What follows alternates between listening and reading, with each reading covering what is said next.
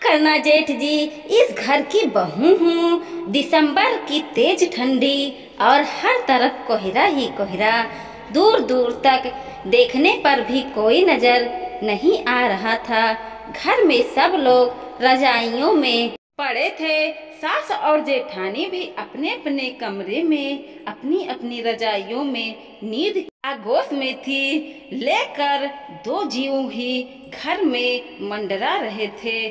छोटी बहू रानी संध्या और जेठानी का बेटा सूरज। उसका स्कूल होता था, इसलिए मन मारकर स्कूल जाने को तैयार हो रहा था। वहाँ उसे स्कूल भेजने की जिम्मेदारी संध्या की थी। उसे उठाने से लेकर उसका लंच बॉक्स और नाश्ता तैयार करना संध्या की जिम्मेदारी थी। चलो, कोई बड़ी हो तो वो अपने आप तैयार हो जाए, लेकिन सूरज तो अभी 7 साल का था। उसे तैयार करने में तो संध्या की हालत खराब हो जाती थी। इतना ठंडी में बड़ों का उठने का मन नहीं करता। ऐसे में छोटे बच्चों जबरदस्ती उठकर तैयार करना अपने आप में लड़ने के समान था। ऊपर से सूरज अपना टिफिन ले जाने को तैयार हो नहीं रहा था। जिद करके बैठा था कि आलू के पराठे ही लेकर जाऊंगा, जबकि रात को ही जेठानी जी मेथी के पराठे के लिए बोलकर सोई थी। संध्या ने अपने अनुसार पराठा बना दिए थे। अब इतना वक्त भी नहीं था कि आलू के पराठे बनाएं, इसलिए जैसे तैसे उसे तैयार करके स्कूल भेजा। दरवाज़ा बंद करके अंदर आई तो देखा सूरज अपना टिफिन यहीं छोड़ गया। अब टिफिन देने को कहाँ जाए। हालांकि जानती थी कि जेठ जी दुकान जाते समय देते जाएंगे, क्योंकि स्कूल रास्ते में ही था। पर सास और जेठानी को कैसे समझाएं। समस्या यही थी तो कि अगर कोई कमी रह जाए तो सास जेठानी भी सुनाने लग जाती। जब से शादी हुई है तब से उसका पाला और एक सास नहीं बल्कि दो सासों से हुआ है। अभी 3 महीने पहले ही तो संध्या की शादी संयुक्त परिवार में हुई है।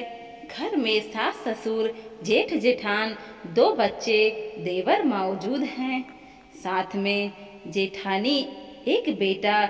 जब से संध्या शादी होकर इस घर में आई है तब से सास के साथ साथ जेठानी ने भी कामों से संन्यास ले लिया।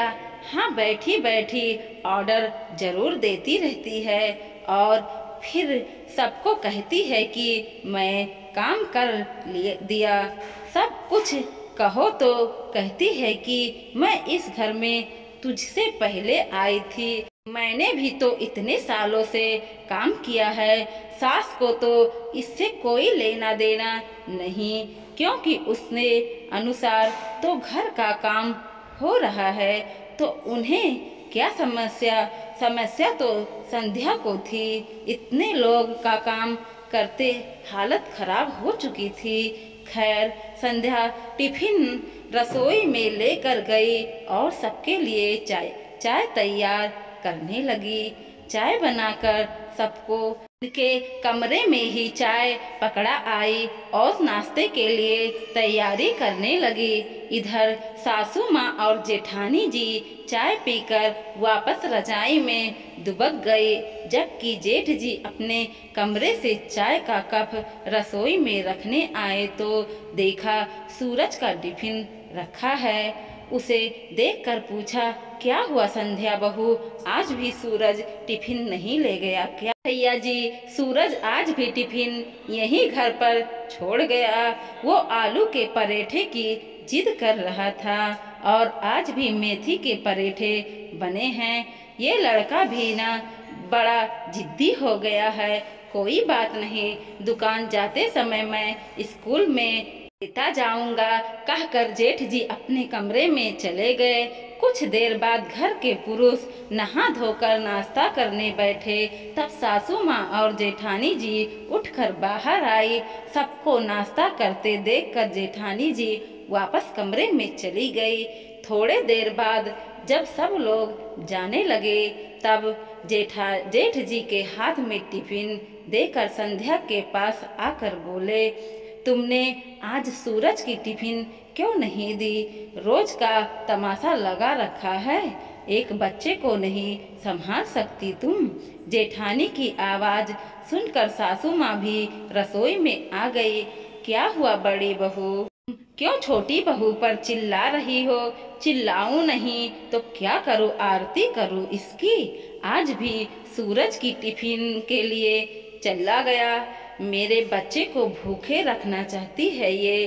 क्यों छोटी बहू, तुमने सूरज को टिफिन क्यों नहीं दिया? माँ जी, मैंने टिफिन बना दिया था, पर वो आलू के पराठे के जिद कर रहा था, इसलिए टिफिन छोड़ गया।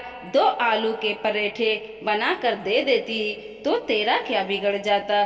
जेठानी जी भी अपनी हार मानने को तैयार नहीं थी। जीजी ने ही तो कहा था कि मेथी के पराठे बनाना है, सो मैंने वही बनाया।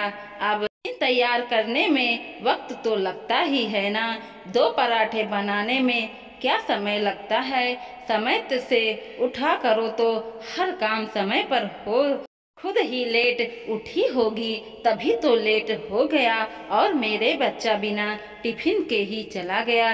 जेठानी ने कहा, यह तो गलत बात है छोटी बहू, तुम रोज लेट उठती हो, फिर सूरज बिना टिफिन के लिए ही चला जाता है। यह तो उसका भाग्य अच्छा है कि उसका स्कूल उसके पापा के दुकान के रास्ते में है, इसलिए कारण उसे रोज टिफिन पहुंचाने जाता है। इतनी लापरवाही अच्छी नहीं। सासू माँ भी छोटी बहू को ही समझाती रही, नहीं तो क्या, काम करते ही जोर आता है। जब मैं सुबह उठकर सूरज को तैयार करती थी तो वो बिना टिफिन लिए कभी स्कूल नहीं गया।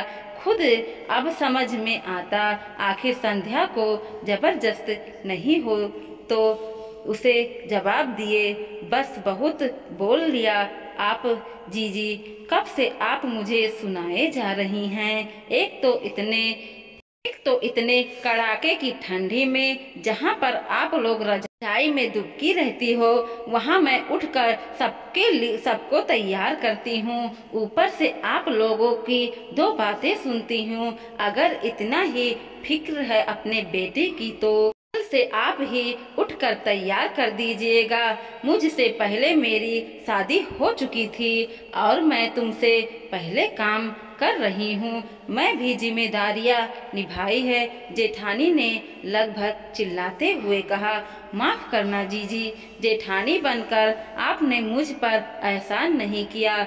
जिस उम्र में आपकी शादी होनी थी उस उम्र में आपकी शादी हुई है, अब आप पहली बहू बनकर आई हैं, इसका मतलब यह नहीं कि आप उसका बदला मुझसे लो और बार बार ये कहती रहती हो कि मैं तुमसे ज़्यादा काम किया है, जैसे मैं बहू हूँ आप भी बहू हो, काम तो आपको भी करना पड़ेगा।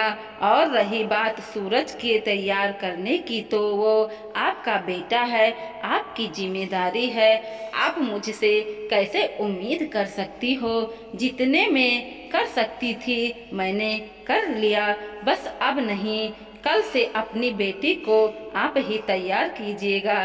संध्या ने भी मन भड़ास निकाल दी। उसकी बात सुनकर जेठानी सासू माँ से बोली, देखिए माँ जी कैसे जवाब दे रही है, बड़ों का बिल्कुल लिहाज नहीं है। इससे पहले ही सासू माँ कुछ कहती संध्या से ने ही जवाब दे दिया, बस अब तक मैंने समझौता कर लिया। माँ जी आप नहीं करेंगी, जीजी भी घर की बहू हैं और मैं भी इस घर की बहू हूँ। यह तो जीजी मिलजुल के काम करें। खुद देख लीजिए। संध्या का साफ रुख देखते ही सासू से भी कुछ बोलते न बना। मैं बड़ी ही ही कहा, बड़ी बहू छोटी बहू कुछ गलत नहीं कह रही है, वह भी तुम्हारी तरह घर की बहू है, इसलिए काम तुम दोनों को ही मिलजुल कर करना पड़ेगा। और हाँ, अपने बच्चों की जिम्मेदारी खुद उठाओ और अब यह तमाशा बंद करो, जाओ अपने अपने काम करो। सासू माँ की बातें सुनकर जेठानी जी पैर पटकती हुई अपने कमरे में चली गई। वह संध्या भी रसोई में अपने काम में लग गए।